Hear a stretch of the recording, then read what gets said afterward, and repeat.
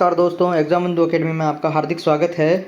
और हम बात कर रहे हैं आज कुछ एक ऐसे वीडियो पे चर्चा कर रहे हैं जो काफ़ी डिमांड थी। काफ़ी कमेंट्स आ रहे थे मेरे पास में कि सर इससे संबंधित वीडियो बनाया जाए। तो मुख्यतः जो मेरे पास में जो कमेंट्स आते थे वो आते थे, सर वीडियो की तैयारी करें या सर पटवारी की तैयारी करें। सर दोनों के एग्ज़ाम हैं वो अब पास पास में होने वाले हैं। पहले सर पटवारी का होगा कि वीडियो का होगा, कौन सा एग्ज़ाम है वो, कितने दिनों का गैप रहेगा, सर कौन सी तैयारी करना है वो सही रहेगी, वीडियो की करें तो कैसे करें, पटवारी की करें तो कैसे करें, कितने टॉपिक कॉमन है, कितने टॉपिक है वो अलग अलग है, किस तरीके से इन चीज़ों को मैनेज करें। इतने सारे जो मेरे पास में कमेंट्स आए थे उन कमेंट्स को लेकर के मैं आपके सामने हाजिर हुआ हूँ मेरे अनुभव से, और मुझे जो लगता है जिस आधार पर मैं थोड़ा बताने का प्रयास करूँगा। तो उम्मीद है कि ये वीडियो है वो आपको पसंद आएगा और आपके हो सकता है कि ये कहीं काम आए। ठीक है, तो जो वीडियो के अंत तक बने रहना, मैं सारी बातें एकदम लाइन वाइज क्लियर करूँगा। इसके अंदर हम ये भी देखेंगे कि ये आपके पटवारी और जो ग्राम सेवक है उनके बीच में कन्फ्यूजन है वो कैसे आप दूर करोगे, पटवारी और ग्राम सेवक में से किसकी तैयारी करें या फिर जो है वो किसको चुने, या फिर किसको चुनना है, कैसे चुने वो भी सही, कौन सा सही रहेगा, पटवारी और ग्राम सेवक में क्या समानता है, क्या अंतर है, पटवारी और ग्राम सेवक जो है वो दोनों की तैयारी क्यों नहीं करें, किसकी करें या किसकी नहीं करें, पटवारी जो भी है वो आप ये क्या करें या क्या नहीं करें वो भी देखना है, और ग्राम सेवक के अंदर भी यही अपनाना है कि भाई क्या करें या क्या नहीं करें, क्या छोड़ना है क्या नहीं, क्या पढ़ना है। और जो पुराने विद्यार्थी है वो किसकी तैयारी करे, और जो अभी तक नए हैं जो पहला कंपटीशन का एग्ज़ाम दे रहे हैं या जो जिनको बहुत कम अनुभव है वो क्या करे, किसकी तैयारी करें, पोस्टपोन होने से क्या फ़ायदा हुआ या नुकसान हुआ। ठीक है, एग्ज़ाम बंधु अकेडमी आपके लिए क्या करेगी, आपके सिलेक्शन में मेरा क्या कितना योगदान रह सकता है, आप कहाँ से पढ़े, क्या पढ़े, कितना पढ़े, कैसे पढ़े, पार्ट वाइज है वो डिटेल रणनीतिक वीडियो है वो मैं आपके सामने लेके आया हूँ। ठीक है, तो आइए शुरुआत करते हैं। देखो, वीडियो की एग्ज़ाम डेट कितनी है अभी पता नहीं है। अभी जैसे आप सभी को पता है कि जो डेट है वो पहले से तय कर रखी है, कितनी जो है वो 12 तारीख जो तय कर रखी है कि भाई 12 जुलाई है वो डेट तय कर रखी है। लेकिन आपको पता है, आप सभी को पता है कि आलोक राज जी ने ट्वीट कर दिया था कि 12 तारीख को है वो जो है वो पेपर हमारा नहीं होगा। तो पहली बात तो वीडियो का पेपर है वो 12 तारीख को नहीं हो रहा है, यानी वीडियो का एग्ज़ाम क्या हो रहा है भाई, पोस्टपोन हो रहा है। ठीक है, पटवारी का पोस्टपोन हो ही गया है, जो मई में था वो अब होकर के पटवारी की तो डेट भी आ गई है फिक्स। भाई कब आ रही है, 17 अगस्त को हो ही रहा है। और वीडियो का इन्होंने ये कहा है कि भाई अगस्त है, अगस्त के अंतिम सप्ताह में। ठीक है, तो आप इन्होंने कह दिया है कि भाई अगस्त के अंतिम सप्ताह में है क्या है वीडियो का एग्ज़ाम है वो होगा, और या फिर नहीं होगा तो फिर सितंबर में होगा, ये इन्होंने कहा है। तो आप ये देखो कि 17 अगस्त को तो हमारा क्या हो रहा है, मिड अगस्त में तो क्या हो रहा है, पटवारी का पेपर हो रहा है। अंतिम सप्ताह का मतलब है कि हमारे पास में 10 डेज मुश्किल से मिले हो, और हो सकता है कि 20 डेज भी मिल जाए। यानी आप ये मानो कि 10 से 15 या फिर 20 डेज, यही डेज है वो अपने को मिलने वाले हैं वीडियो एग्ज़ाम के लिए पटवारी के बाद में। कोई ज़्यादा है वो फ़र्क नहीं है, ज़्यादा अंतर नहीं है, सिर्फ है वो 5-10 दिनों का अंतर है। उसमें भी 2 दिन आप एग्ज़ाम दे के आओगे, उसमें भी ख़राब कर दोगे। ठीक है, तो कोई ज़्यादा इतना है वो अंतर नहीं है। फिर पोस्ट की अगर बात करें तो दोनों की अगर पोस्टें देखें तो वीडियो की पोस्ट तो अभी कम है, 851 के आसपास में ही है, लगभग 850 पोस्ट आप मान लो। और जो पटवारी की पोस्ट हैं वो लगभग 3700 के आसपास में मान लो। ठीक है, तो वो पटवारी की तो पोस्ट हो गई, 3700 पोस्ट है, 3700 सम्मानजनक अच्छी पोस्ट हैं, बहुत बढ़िया पोस्ट हैं। ठीक है, तो कोई रिस्क लेना चाहेगा तो यहाँ पे ले सकता है। ठीक है, उसके बाद में जो है वो वीडियो की अगर बात करें, वीडियो के अंदर जो पोस्ट है तो अभी तो बहुत कम है, लेकिन संभावना है कि जो पोस्ट है वो बढ़ करके जो 2-3 हज़ार के आसपास में हो जाए। लेकिन देखो अभी तक इसका कोई पता नहीं है, अभी अभ्यर्थना वहाँ से आई नहीं है, विभाग से स्वीकृत भी नहीं हुई है, कुछ भी नहीं हुआ है, तो अभी इस पर ज़्यादा कुछ कह नहीं सकते। लेकिन अगर पोस्ट बढ़ जाए तो फ़ायदा है, कुछ पटवारी में चले जाएंगे और कुछ वीडियो में चले जाएंगे, तो आप लोगों के लिए ही फ़ायदा है। ठीक है, तो ये बात हुई हमारे पोस्ट की। अब जैसे न्यू नोटिफिकेशन कब तक आएगा, तो वो जो न्यू नोटिफिकेशन है वो इन्होंने तो भाई मई में आने का ही कहा था, इसी वीक आने का कहा है, मिड मई या फिर इसी वीक का कहा है। बाकी वीडियो का है थोड़ा लेट लग रहा है, बाकी पटवारी का तो है वो इसी वीक आने को कहा है। लेकिन जब पोस्टपोन हो रहा है तो नोटिफिकेशन की तो कोई है वो टेंशन वाली बात नहीं है, जून में आए तो भी कोई टेंशन वाली बात नहीं है। तो नोटिफिकेशन का तो आप टेंशन छोड़ दो, क्योंकि ये तो किसका काम है भाई, ये तो बोर्ड का काम है। बोर्ड को अपनी खुद की टेंशन रहती है कि कब फार्म भरवाए, क्योंकि जब एग्ज़ाम डेट आ जाती है तो बोर्ड को खुद को है वो टेंशन रहती है कि इस एग्ज़ाम डेट से पहले जब ये फार्म भरवाना है है, फिर वापस करेक्शन करवाना है, फिर विड्रॉ के लिए फॉर्म देना है, फिर एडमिट कार्ड जारी करना है। ये सभी प्रक्रिया हैं वो उनको तैयारियां भी करनी अपनानी पड़ती है। तो बोर्ड को हमसे ज़्यादा टेंशन रहती है कि कब है वो जो नोटिफिकेशन जारी करे या फॉर्म अप्लाई करवाए। तो ये हमारा विषय नहीं है, इसको हम छोड़ देते हैं, ठीक है। क्योंकि बोर्ड ने एग्ज़ाम डेट जारी कर दी है तो किसी भी हाल में इससे पहले आएगा ही आएगा, ठीक है। तो ये तो जो है वो अपना इनका विषय है नहीं। अब देखो कितने दिन बाकी बचे हैं, तो आप देख लो 17 अगस्त तक कितने दिन बचे हैं भाई। अगर हम बात करें तो जून 1 महीना ये हो गया, और फिर जुलाई हो गया, और फिर अगस्त हो गया, यानी 3 महीने हमारे पास में बचे हैं। ये तो 5 दिन और ऊपर ये वाले और 3 महीने वो वाले, यानी आप मानो कि 95 डेज है वो अपने पटवारी के लिए बचे हैं। और वीडियो के लिए आप ये मान लो कि 110 डेज हो जाएंगे होंगे भाई, 15 डे आप इसमें जोड़ लो, 10 या 15 डे आसपास में जोड़ लो, 110 डे हो गई। 100 से 110 डेज के बीच में इसके बच्चे हैं, ये फ़र्क रहेगा, कोई ज़्यादा भी फ़र्क है नहीं। अब देखो वीडियो की सिलेबस के बारे में हम आगे बात कर रहे हैं, डिटेल में चर्चा कर रहे हैं। जैसे ये वीडियो का सिलेबस में है हमारे पास में, तो ऐसे देखो वीडियो के सिलेबस के अंदर है वो क्या क्या पूछा जाएगा, उस पर क्या क्या पूछा गया है, तो वो भी हम देख लेते हैं। देखो जो है मुख्य परीक्षा हेतु स्कीम और पाठ्यक्रम ये 2021 का था, वही अभी इसी साल है। वो जो है वीडियो का जो सिलेबस है वो चेंज नहीं हुआ था, ठीक है। तो देखो भाषा और ज्ञान, सामान्य हिंदी और सामान्य अंग्रेजी का वाला पार्ट है वो आएगा, गणित आएगा, सामान्य ज्ञान आएगा, और भूगोल, प्राकृतिक संसाधन, राजस्थान के इतिहास, कृषि और जो है ये पार्ट अपने आएगा। 160 प्रश्नों की संख्या आएगी, 200 अंक रहेंगे और 3 घंटे का समय रहेगा। ये आप सभी को पता है, 1/3 नेगेटिव मार्किंग होती है, ठीक है। अपना जो काम है वो यहाँ से शुरू होता है कि जो 50 भाषा का है 50 अंक है, उसके अंदर 2 पार्ट है, यानी 30 तो है हिंदी का और 20 किसका है भाई, इंग्लिश का। 30-20 बराबर कितना है, 50 पार्ट है वीडियो के सिलेबस में। अब देखो इसके अंदर क्या है कि भाई क्वेश्चन है वो कितने कितने आएंगे, प्रश्न कितने कितने आएंगे वो अपने को देखना है। तो जो 30 मार्क्स है हिंदी का, जो 30 मार्क्स है, इसका मतलब हो गया कि यहाँ पर कितने क्वेश्चन आएंगे भाई, 24 क्वेश्चन आएंगे। नोट कर लेना, लिख लेना, क्योंकि जब आप तैयारी करने बैठो तब आपको ये एक जो है वो रोड मैप बनानी है कि 160 क्वेश्चन आएंगे और 200 मार्क्स है। तो आपको ये देखना है कि जो जैसे हिंदी है तो हिंदी के 30 अंक है तो कितने क्वेश्चन आएंगे, तो जिनके 30 अंक होते हैं उनके कितने क्वेश्चन आते हैं भाई, 24 प्रश्न आते हैं, ठीक है। जहाँ जहाँ 30 अंक होंगे वहाँ उनके कितने क्वेश्चन आएंगे, 24 जो प्रश्न है वो इनके आएंगे। उसके बाद में अंग्रेजी के कितने अंक है भाई, 20 अंक है, तो 20 अंक जहाँ जहाँ है उनके वहाँ पे कितने जो है क्वेश्चन आएंगे, 16 क्वेश्चन आएंगे। यानी आप ये मानो कि 16 और जो है 24 कितने 40 क्वेश्चन है वो किसके आएंगे, हिंदी और इंग्लिश के लैंग्वेज के आएंगे। यानी अंक कितने 50 अंक, ठीक है। 50 अंक है भाषा के और जिसके अंदर है 40 के इनके प्रश्न आएंगे, 24 के हिंदी के और 16 प्रश्न है वो अपने यहाँ के आएंगे, इंग्लिश के प्रश्न आएंगे, ठीक है। अब देखो जैसे हिंदी के अंदर अपने टॉपिक क्या है, तो संधि विच्छेद है और समास है, उपसर्ग है, प्रत्यय है, पर्यायवाचक है, ठीक है। यदि संधि विच्छेद और इनको समास को छोड़ दें तो जो है वो सारा रट्टा वाला टॉपिक है। विलोम शब्द है, शब्द युगम का अर्थ भेद है, एक शब्द है, शब्द शुद्धि, वाक्य शुद्धि, मुहावरे, लोकोक्तियाँ, पारिभाषिक शब्दावली। यानी जो हिंदी है वो कोई ज़्यादा हार्ड एंड फास्ट नहीं है, ठीक है। कोई ज़्यादा एंड हार्ड वगैरह हिंदी इतनी ग्राम सेवक में है नहीं, क्योंकि जो इसके अंदर है वो भाई नॉर्मल टॉपिक है, वही टॉपिक है जो RS मेंस के अंदर जो टॉपिक है वही टॉपिक इसके अंदर है, सारे के सारे। पटवारी में भी लगभग यही टॉपिक है, तो इसमें ज़्यादा कोई फ़र्क है या नहीं हिंदी और इसमें। जो पटवारी और हिंदी, इसकी हिंदी में कोई ज़्यादा वीडियो की हिंदी में कोई ज़्यादा फ़र्क नहीं है, ठीक है। सारे टॉपिक है वो सेम ही है।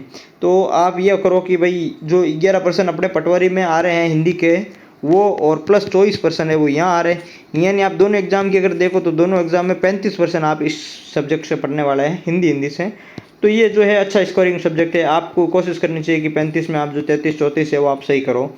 तो मेन पार्ट तो एक ये भाषा वाला हो गया कि आप जो 24 क्वेश्चन है ग्राम सेवक में, ये सिलेक्शन में महत्वपूर्ण भूमिका निभाएंगे आपके। तो 24 क्वेश्चन है हिंदी वाले वो आपको रट्टा मारने हैं, और यही टॉपिक आप रट्टा मारोगे तो अपने पटवारी वाले हैं वो 11 क्वेश्चन है उसमें फ़ायदा हो जाएगा। तो ये कॉमन पार्ट है, दोनों एग्ज़ाम वालों को फ़ायदा है। फिर इंग्लिश की बात करें, प्रश्न कितना आएंगे भाई, 16 प्रश्न आएंगे, 20 अंक है, 16 प्रश्न आएंगे। क्वेश्चन बेस्ड ऑन ग्रामर है, सीनियर सेकेंडरी एग्जाम लेवल है। क्वेश्चन बेस्ड ऑन है पैराग्राफ है, यानी देखो पैराग्राफ पे 3-4 क्वेश्चन आते हैं, 20 आएगा, 16 क्वेश्चन आएंगे, तो ये मान लो कि आप 4 क्वेश्चन तो पैराग्राफ से आ गए सीधे सीधे, ठीक है। और पैराग्राफ के अंदर उसी में से आंसर है वो देखना है। तो पैराग्राफ वाली तो है, ठीक है, लगभग सबको आते हैं, और वो 1-2 पैराग्राफ ऐसे एग्जाम्पल वगैरह टेस्ट में आप देख लोगे तो आप सही कर लोगे। तो ये जो पैराग्राफ है वही जो पैराग्राफ है वो इंग्लिश, वहाँ पटवारी वाली इंग्लिश है उसी में भी आता है, ठीक है। पटवारी वाली इंग्लिश है ना उसी में भी आता है, वहाँ पे भी ये 3-4 सवाल आते हैं। और उसके बाद में यहाँ पर ग्रामर का जो प्रश्न आते हैं वो क्या आएंगे भाई, खाली जगह के रिक्त स्थान भरो, या फिर यहाँ पे प्रीपोजिशन कौन सा आएगा, यहाँ पर आर्टिकल कौन सा आएगा, या फिर एरर वाले प्रश्न आएंगे। या फिर डायरेक्ट इनडायरेक्ट पैसिव वगैरह इनके एरर वाले प्रश्न आएंगे। तो यानी इंग्लिश की है वो भी जो पटवारी में 11% नंबर की है वो भी इसी के अंदर इंक्लूड है। ठीक है, तो इंग्लिश के भी आप ये मान सकते हो कि 16 इसके और 11 उसके इंग्लिश के आप है वो साथ में तैयार हो सकते हैं। लेकिन पटवारी के अंदर क्या है कि स्पेशल मेंशन कर रखा है सिलेबस में कि ईडियम्स, फ्रेजेस, वन वर्ड और जो है एंटोनियम, सिनोनियम्स, ऐसे वोकैब्स है जो ये उसमें स्पेशल ऐड कर रखा है, जबकि इसके अंदर सिर्फ ग्रामर लिख रखी है। उसके अंदर जो है एरर प्लस ये अलग से वोकैब वाले कुछ टॉपिक है वो दे रखे हैं। तो जो है वो आपको ग्रामर के अलावा आपको ये वोकैब वाले टॉपिक भी पढ़ने पड़ेंगे, antonym, synonyms, idioms, one words वगैरह ये टॉपिक भी पढ़ने पड़ेंगे जो आपके पटवारी में फ़ायदा देगा। ठीक है, और ये पटवारी के 11 और यहाँ के 16 ये 27 क्वेश्चन आपके एक साथ में तैयार हो जाएंगे।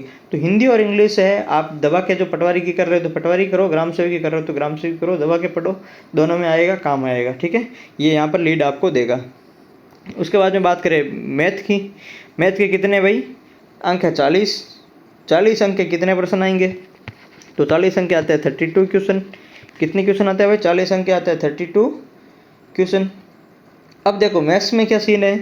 मैथ्स के अंदर जैसे टॉपिक है दशमलव भिन्न है, प्रतिशत है, अनुपात, समानुपात, औसत, ब्याज, लाभ हानि, छूट, परिमिति, समय दूरी, ये साझा, किस्तों में भुगतान, चक्रवर्ती ब्याज, वर्धिहास दर, बहुपद वाले ये आगे, गुणनखंड, एलसीएम, लघुत्तम, ये दो चर वाले रैखिक समीकरण, केंद्रीय प्रवृत्ति के माप, माध्य विचलन, चतुर्भुज, वर्त, उसके दौरान त्रिकोण और ज्यामिति रचनाएं। यानी मैथ्स है, मैथ्स के अच्छे खासे टॉपिक दे रखे हैं इन्होंने। 32 क्वेश्चन आएंगे और अच्छे खासे टॉपिक दे रखे हैं। 40 नंबर का जो है वो मैथ का इसके अंदर वेटेज रहेगा। 200 से 40 नंबर का वेटेज है वो बहुत ही शानदार वेटेज है, बहुत ही अच्छा जो है वेटेज है। और मैं ये मानता हूँ कि जो है वीडियो के सिलेक्शन के लिए जो मैथ है वो आपका आधार बनेगी। ठीक है, आपको कोशिश करनी चाहिए कि 40 में से अगर मैथ के हैं तो 40 में से जो है वो आप 39 अंक लाए। यानी आप 32 की क्वेश्चन की देखें तो जो मैथ के हैं वो ये कोशिश करें कि 32 में से हम 30+ क्वेश्चन है वो सही करें, ताकि जो जीके में क्वेश्चन जो कम हो रहे हैं 2-4 वहाँ से यहाँ पर लीड लें। और जो आर्ट्स के हैं, मैथ्स जिनके नहीं है, वो ये कोशिश करें कि भाई ये 36-37 क्वेश्चन जो है, सॉरी 26-27 क्वेश्चन है, 28 तक क्वेश्चन है, 29 क्वेश्चन है, वो क्वेश्चन जो 32 में से आप है वो सॉल्व करो। और इसके बदले में आप है जो अदर पार्ट्स के अंदर है, जैसे हिंदी है, इंग्लिश है, या फिर जो जीके वाला पार्ट्स है, उनमें आप 2-4 नंबर वहाँ से बाकी वालों से ज़्यादा लाओ, तब यहाँ की जो कमी है वो वहाँ कवर हो जाएगी। ठीक है, तो ये तो रही मैथ की बात। अब देखो पटवारी के अंदर मैथ के जो प्रश्न आते हैं वो उसमें रीजनिंग के साथ में आते हैं। यानी पटवारी के अंदर मैथ और रीजनिंग दोनों हैं, और दोनों जो है वो टोटल कितने क्वेश्चन आते हैं वहाँ पर? 45 क्वेश्चन है वो मैथ रीजनिंग के आते हैं पटवारी के अंदर, और यहाँ पर सिर्फ मैथ्स के आते हैं 32 क्वेश्चन। तो और वहाँ पर 45 में से आप ये मानो कि जो जैसे 25 आ गई वहाँ पर किसके रीजनिंग के, तो मैथ्स के कितने आएंगे? सिर्फ 20% वहाँ पर आएंगे। ठीक है, और यहाँ पर 32, वहाँ पर 20% भी आएंगे। सिर्फ 5 ही टॉपिक अपने हैं, 5-6 टॉपिक है, उन्हीं में से आएंगे। जैसे वहाँ पर जो पटवारी के अंदर प्रतिशत है, अनुपात समानुपात है, औसत है, ब्याज है, लाभ हानि है, जैसे छूट, परिमिति भी है, और उसके बाद में ये अनुपात समय ये नहीं है कोई भी। ठीक है, जैसे किस्तों में भुगतान तो आप उसमें पढ़ सकते हो, चक्रवर्ती ब्याज वाले भी है, और यहास दर, वर्दी दर, ये प्रतिशत वाला टॉपिक में भी आप आ जाएगा। ठीक है, तो ये टॉपिक है वो अपने सिलेबस के अंदर ये है। जो ऊपर मैंने लिखा है उसके अंदर वो आ गया, परिमिति मतलब क्षेत्रफल आयतन वाला टॉपिक भी आ गया, और उसके अंदर एक जो यूनिटरी मेथड है वो है, और लगभग आप ये मानो कि गणितीय संक्रिया भी है, तो वो इसके अंदर इंक्लूड है। यानी आप ये मानो कि जो वीडियो की जो मैथ्स है वो अगर आप कर रहे हो तो आपके पटवारी की मैथ्स हो जाएगी। फिर जो है वो रीजनिंग के जो टॉपिक रहेंगे 5-10 वो आप अलग से 2 दिन में देख सकते हो, इतना कोई लोड वाला बात नहीं है। यदि मैथ्स का स्टूडेंट है तो रीजनिंग है वो उसको 1-2 बार देखी हुई होती तो फिर वो वैसे सही कर लेता है। ठीक है, तो ये पार्ट भी अपने आराम से अच्छे से हो जाएगा, कोई दिक्कत वाली बात नहीं। अब बात रही सामान्य ज्ञान की। सामान्य ज्ञान के कितने अंक है भाई? सामान्य ज्ञान के अंक है 20। यानी 10 है करंट के और 10 कितने हैं साइंस के। देखो 10 करंट के आएंगे जिसमें अंतर्राष्ट्रीय भी आएगी, राष्ट्रीय भी आएगी, और राज्य स्तर की जो घटनाएं हैं वो आएगी। यानी करंट कंप्लीट करंट है, और करंट के प्रश्न कितने आएंगे भाई? मतलब 10 अंक का है तो 10 अंक का मतलब हो गया कि कितने प्रश्न आएंगे? 8 प्रश्न ये आएंगे इसके अंदर। ठीक है, कंप्लीट है यानी 10 अंक का मतलब 8 प्रश्न इसके आएंगे, और 8 प्रश्न साइंस के आएंगे। टोटल 20 अंक है तो 16 प्रश्न आएंगे। जैसे इंग्लिश के 20 अंक थे, 16 प्रश्न आए थे, तो 16 प्रश्न आएंगे, जिसमें 8 करंट के आएंगे और 8 किसके आएंगे भाई? सामान्य विज्ञान के आएंगे। ठीक है, विज्ञान में क्या है भाई? सामान्य विज्ञान के वे प्रश्न जो दिन प्रतिदिन के अनुभवों के विश्लेषणों पर आधारित हो, यानी दैनिक जीवन की विज्ञान है इसके अंतर्गत। ठीक है, और जिससे विज्ञान की समझ और परख होती हो। इन प्रश्नों से ऐसे प्रश्न भी शामिल होंगे जिससे परीक्षार्थी की इलेक्ट्रॉनिक, दूरसंचार, सैटेलाइट और उसी प्रकार के दूसरे मुद्दों की ज्ञान की परख की जा सके। यानी ये जो टॉपिक है साइंस का उसके अंदर कुछ भी स्पष्ट नहीं लिखा हुआ है, ठीक है, आपको अपने मन से ही इसको है वो तैयार करना पड़ेगा, अपनी खुद की समझ होती है। ठीक है, तो ये एक आप ध्यान रखना कि साइंस है उसमें कुछ भी स्पेशल है वो नहीं दे रखी है, तो कहीं से भी प्रश्न है वो पूछ सकते हैं। ठीक है, तो ये 8 प्रश्न है वो आपके रिस्की रहते हैं, उसमें से कुछ प्रश्न तो लॉक कर लेते हैं, कुछ रिस्की रहते हैं वो कहीं से भी पूछ लेते हैं। तो फिर भी हम कोशिश करेंगे कि जो है वो मैं आपको कुछ इस मुद्दे पे आपको बता पाऊँ। अब देखो अगला, देखो राजस्थान का भूगोल 30 अंक और राजस्थान की जो है वो आर्थिक संसाधन कितने अंक, 30 अंक। दोनों कितने हैं भाई, 60 नंबर के हैं, यानी 30 कितने हो गए, 60 अंक हो गए यहाँ पर इन दोनों के। ठीक है, क्वेश्चन कितने आ रहे थे 30 अंक वाले, कितने क्वेश्चन आ रहे थे, 24 क्वेश्चन आ रहे थे। तो क्वेश्चन कितने आ गए भाई दोनों के, 48 क्वेश्चन दोनों के मिला करके आ गए थे। ठीक है, तो ये एक अच्छी बात है कि दोनों का वेटेज है वो काफ़ी अधिक है। 48 क्वेश्चन किसको बोलते हैं, बहुत ही अच्छा है वो वेटेज है। ठीक है, तो ये ज्योग्राफी के लिए ये वेटेज है। अब इसके अंदर ज्योग्राफी के अंदर कौन कौन सी, जैसे इसके अंदर वर्ल्ड ज्योग्राफी है एक, तो भाई जो भौगोलिक क्षेत्र महत्वपूर्ण स्थान, नदियाँ, पहाड़ व महाद्वीप। तो एक तो जो महाद्वीप है वर्ल्ड ज्योग्राफी है वो पढ़नी है। उसके अलावा उसके बाद में इंडिया है, राजस्थान, भारत का पर्यावरण है वन्य जीवन और पारिस्थितिक इकोलॉजी, ये इंडिया का। ये जो इंडिया का टॉपिक है वो भी किसमें भाई, पटवारी में भी है। वर्ल्ड वाला पटवारी में नहीं है, लेकिन ये इंडिया वाला टॉपिक है वो पटवारी के अंदर है। तो ठीक है, तो अपन ये यहाँ से है वो अपन कर लेंगे। उसके बाद में राजस्थान का भौगोलिक परिदृश्य, मौसम, वनस्पति, मिट्टी का प्रकार, भौगोलिक क्षेत्र, मानव संसाधन, जनसंख्या की समस्या, बेरोजगारी, गरीबी, अकाल, सूखा, बढ़ता रेगिस्तान, प्राकृतिक संसाधन, खनिज एवं खान, वन भूमि, पानी, पशु संपदा, वन्य जीवन, जो संरक्षण, ऊर्जा व परंपरागत स्रोत। यानी ये जो टॉपिक है उसमें से कितने प्रश्न आने वाले हैं भाई, 24 प्रश्न आ रहे हैं। और इकोनॉमिक्स की बात हम कर ही रहे हैं, हमारे लगातार क्लासों के अंदर इकोनॉमिक्स की बात अच्छे खासी होती है। और इकोनॉमिक्स जो हमारा पार्ट है हम टारगेट लेके चल रहे हैं, 30 आउट ऑफ 30 वाला भी पार्ट चल रहे हैं, और कुछ टॉपिक हमारे ज्योग्राफी के भी हो रहे हैं। तो हम ये भी कोशिश करेंगे कि ज्योग्राफी के टॉपिक भी मैं आपको करवाऊँ। ठीक है, फिलहाल अपना टारगेट इकोनॉमिक्स है और 30 आउट ऑफ 30 का रहेगा। ठीक, अब देखो इकोनॉमिक्स के अंदर आपको क्या है कि राजस्थान की खाद्य एवं व्यावसायिक फसलें हैं, कर से आधारित उद्योग है, वृद्ध सिंचाई एवं नदी घाटी परियोजनाएं हैं, बंजर भूमि शुष्क क्षेत्र विकास परियोजना है, इंदिरा गांधी नहर है, उद्योगों का विकास है उनका स्थान है, कच्चे सामग्री पर आधारित उद्योग है, खनिज आधारित उद्योग है, लघु एवं ग्राम उद्योग है, निर्यात सामग्री, राजस्थान, हस्तकला, आदिवासी और उनकी अर्थव्यवस्था, विभिन्न आर्थिक योजनाओं, विकास संस्थाएं, सहकारी आंदोलन और लघु उद्यम वित्तीय संस्थाएं। और ये है जो टॉपिक है वो है, आप इसको एक बार पढ़ लेना और इसको क्या कर लेना भाई, याद कर लेना। सिलेबस तो आपको पूरा क्या होना चाहिए, याद होना चाहिए। ठीक है, इतने सारे टॉपिक है। अगर हम जैसे हम इसको अलग से देखें तो एक तो टॉपिक बड़ा सा टॉपिक हमारा कृषि का बनता है, कृषि के बाद में ये एक और बन जाता है कि ये वर्ध सिंचाई और नदी घाटी परियोजना वाला, एक तो परियोजना वाला बन जाएगा 2, तीसरा है बंजर भूमि विकास परियोजना, ये हो जाएगा, ये परियोजना वाला इसके अंदर आ जाएगा। फिर एक बचा सिर्फ उद्योग वाला बड़ा टॉपिक, और उद्योग के बाद में अपने पास में एक बड़ा बच्चा सहकारी, यानी उद्योग, और उद्योग के बाद में अपना बच्चा सहकारी, और सहकारी के बाद में हमारा बच्चा है वो एक कौन सा टॉपिक बचा है, जो पंचायती राज है। कौन सा बच्चा भाई, पंचायती राज है वो अपना टॉपिक है वो बच्चा है। ठीक है, तो ये जो आप है वो यहाँ से सिलेबस है वो देख लेना। 24 जो है वो क्वेश्चन यहाँ से आएंगे और 30 मार्क्स के हैं। अपना टारगेट है वो यही रहेगा। इकोनॉमिक्स अगर आपने नहीं पढ़ी है, अगर आप पढ़ने की इच्छुक हो तो आप हमारे वीडियो ज़रूर देखें। टेलीग्राम हमारा जो लिंक है वो ज्वाइन कर लीजिए, और टेलीग्राम पे भी हमारी इसकी PDF मिल जाती है, और मैं इंपॉर्टेंट चीज़ें वो टेलीग्राम पे शेयर भी करता हूँ। तो ये है कि आप जो वो आप ज्वाइन कर लो, और जो मेरा 30 आउट ऑफ 30 का जो टारगेट है उसको आप है वो ज़रूर ज्वाइन करें। उसके बाद में देखो इतिहास और संस्कृति कितने अंक है भाई, 30 अंक है। इतिहास और संस्कृति के कितने अंक है, 30 अंक है। क्वेश्चन कितने आने हैं भाई, 24 क्वेश्चन आने हैं। कितने क्वेश्चन आने हैं भाई 30 अंक में, 24 क्वेश्चन है वो इसके अंदर आने हैं। देखो भारतीय राजनीतिक एवं सांस्कृतिक इतिहास के लैंडमार्क, मुख्य स्मारक, साहित्य कार्य, पुनर्जागरण, राजस्थान के इतिहास और संस्कृति के विशेष संदर्भ में है। देखो मध्यकालीन पृष्ठभूमि है, सामाजिक आर्थिक जीवन है, स्वतंत्रता एवं राजनीतिक एकता, बोली, साहित्य, संगीत, नृत्य, नाटक, धार्मिक विशेषता, लोक परंपरा, कवि संत, लोक देवता देवियाँ, मेले, त्योहार, रीति रिवाज, पोशाक, आभूषण, विशेषता, आदिवासी और जनजाति के संदर्भ में। यानी जो आर्ट कल्चर वाला जो पार्ट है वो अपना रहेगा। यहाँ पे भी कितने क्वेश्चन आएंगे, 24 क्वेश्चन आएंगे आर्ट कल्चर वाले पार्ट से। ठीक है, अब देखो इसके अंदर अपन ने जैसे बात की थी कि जो ज्योग्राफी वाला पार्ट है, वर्ल्ड ज्योग्राफी की अगर हम बात करें तो आपको पढ़ना है महाद्वीप, और इंडिया के अंदर इकोलॉजी प्लस पर्यावरण है। ठीक है, तो मैं कोशिश करूंगा कि इंडिया वाला पार्ट है वो मैं आपको जो है वो कहीं से उपलब्ध करवाए, या फिर जो आपके पास में अगर जो सफिशिएंट कोई बुक है वहाँ से आप देख लें, और नहीं तो अगर किसी के पास में वो बुक जो पड़ी है, ठीक है, जो मैथ्स बनवाने वाली आती है उस बुक के अंदर भी है पार्ट है वो मिल जाएगा। राजस्थान ज्योग्राफी की अगर बात करें तो आपके किसी के पास में प्राथमिक सोच खुद के नोट्स होते हैं, सबके पास में मिल जाएंगे। और उसके अलावा कोई भी जो जिसने किसी ने कोई बुक पढ़ी है, किसी की नोट्स पढ़ी है, वो प्लस जो है वो मैं बताऊं प्लस सेल्फ नोट्स वगैरह ये चीज़ें आपको पढ़नी है। उसके अलावा इकोनॉमिक्स की बात करें तो इकोनॉमिक्स तो है वो आपने मेरे पे छोड़ ही दी है। इको सर्वे प्लस है वो सभी ऑफिशियल वेबसाइट्स वगैरह इनसे मैं सभी पब्लिकेशन से मैं दे के आपको करवा रहा हूँ, तो अच्छा कंटेंट दे रहा हूँ। इको सर्वे वाला पार्ट है वो मेरे पे छोड़ दो, विश्वास रख लो, ठीक है। और उसके बाद में जो है वो आर्टिकल्चर वाला पार्ट हमने देखा, तो आर्टिकल्चर वाला है 24 क्वेश्चन आएंगे। इसके अंदर आपको जो प्राथमिक सोर्स है वो क्या है भाई, 9th और 10th की जो बुक है, 9th और 10th की जो RBSE वाली बुक है, RBSE वाली वो बुक आप ज़रूर पढ़ें, ठीक है। 9th और 10th की जो RBSE वाली बुक है वो आप ज़रूर पढ़ें, ये मोस्ट इंपॉर्टेंट है। यहाँ से है वो प्रश्न सारे सारे पूछे जाएंगे, इसी बुक से सारे सारे प्रश्न है वो पूछे जाएंगे। तो ये भी है आपके लिए क्या है, इंपॉर्टेंट बुक है, इनको भी आप पे वो पढ़ना है, ठीक है। यहाँ से प्रश्न है वो सीधे लाइन टू लाइन उठा करके पूछते हैं, तो ये भी आपको है वो जो तैयार करना है।